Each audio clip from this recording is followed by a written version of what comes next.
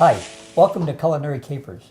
I don't know about you, but there's some things in the kitchen that just don't turn out for me. One of the things I've never been happy with is making my own omelets. But if you're also like me, one of the favorite things to do on Sunday is to go to the brunch at the Banyan Grill.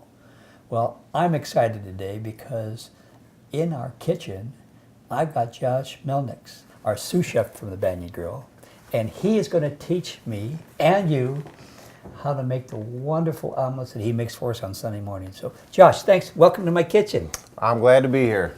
So, I'm going to say, tell us and this may end up being a couple shows because you're going to try to teach us how to really do it so that we'll enjoy it. I mean, if you look at just the omelet aspect, it doesn't take anything more than 90 seconds when you come into our restaurant and I'm making them or one of the other guys is. But there's some questions, as always, that people have, whether it's, what oil to use. Do I use butter if I'm sauteing my vegetables? How many eggs? What kind of eggs? What if they're brown? What if they're white? And, before we even get to the vegetables and the pans and the omelet and whatnot, I like to go over just some real basics because there's a lot of things, I thought I knew how to dice an onion for 4 years of cooking until I went to culinary school. And then the chef says, we're going to start vegetables, today. And I'm like, yeah, like I wouldn't know how to dice an onion. And sure, I mean, he did it. And I'm like, yeah, that's not how I've ever done it. So that's why I have a few vegetables here. This stuff is for the omelets, but I can go over some basics if that's what. That'd be great. If that's what you want me to start. Yeah. So the typical knife that you're always going to find being used by any chef, the one I use at home, the one I used in restaurants before I even knew what they were called, it's called a chef knife or a French knife. And there's a lot of different rules that I was taught by different chefs and that you learn in school. But the basics of it are the chef knife has a nice edge to it. It's not a straight edge like a slicing knife. It's not serrated. So it has a nice edge like this. And by nice edge, I don't just mean the sharpness of it. I mean how it's angled. So it's versatile as far as what you want to do. If you're going to do something basic, it has a nice chopping motion. You can also plant the knife like that, like if you're mincing up some herbs.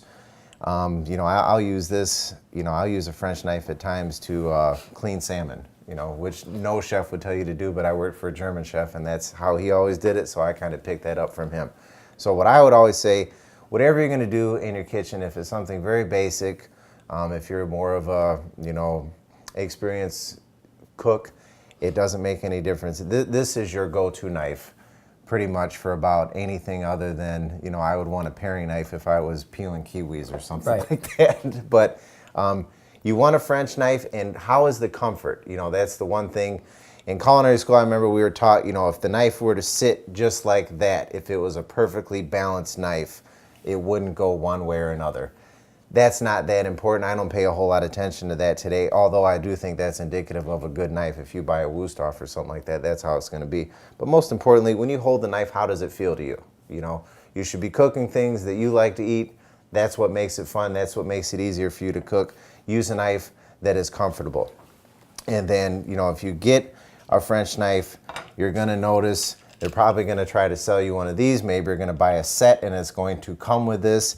This is what is referred to as a steel.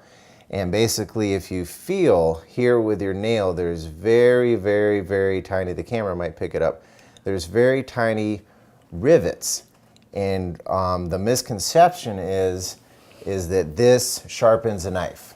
And it indirectly can accomplish that because what's happening is when the knife goes on here, it's removing imperfections from the knife. Every time you cut, you hit the board, you might hit a seed or something if you're cutting an apple, who knows what it is.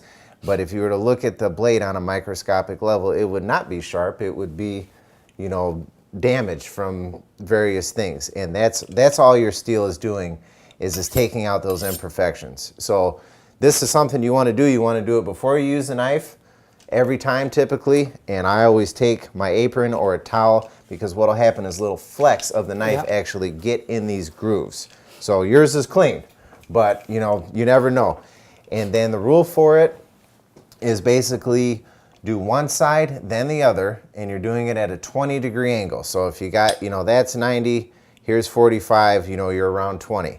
And this here is to keep your hand safe. That's why this is here. I like to go towards myself, and if I mess up, I'm gonna hit this.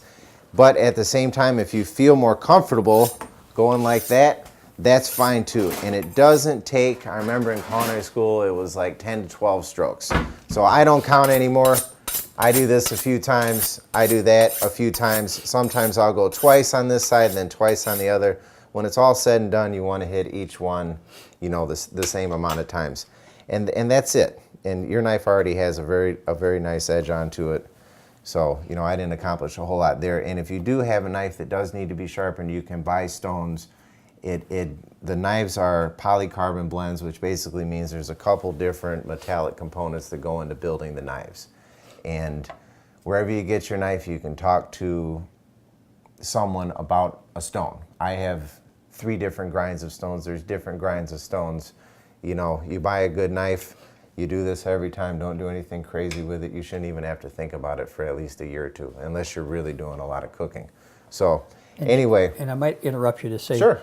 The thing I've learned too, which I know you'll say, is, some people say, oh, your wooden board collects bacteria. It doesn't if you keep it nice and clean and oiled. I prefer wooden boards. I do too. I do cooking at my aunt's house, my aunt and uncle's house when I'm home. They have a wooden board. I love it. The health inspector isn't a big fan. Yeah. But you know what? I haven't found a cutting board since I've been alive that wouldn't be dangerous if you didn't, my cutting board at home is wooden.